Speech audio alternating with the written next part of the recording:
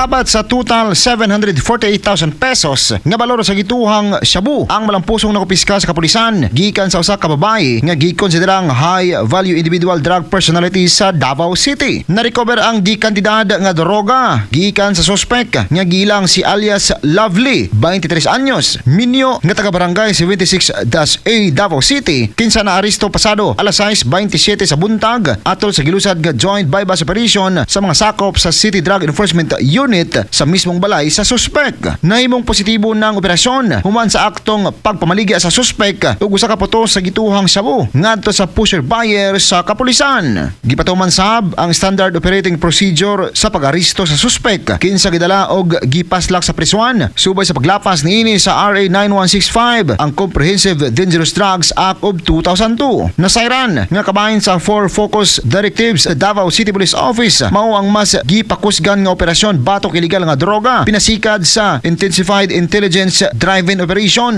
Diin una na sab gipasiugdan ni DCPO Acting City Director Police Colonel Manan Muarip nga ang kooperasyon sa komunidad mao'y nahimong dakong tabang sa mga pagpaningkamot sa kapulisan sa kampanya batok illegal nga droga. Katropa, kapi nga healthy duniglutatay ng collagen ay imong gipangita mag Zanton Gold Coffee Mix na alang sa nagkayusang Pilipino para sa Pilipinas. Katropa ang gabalas XFM News.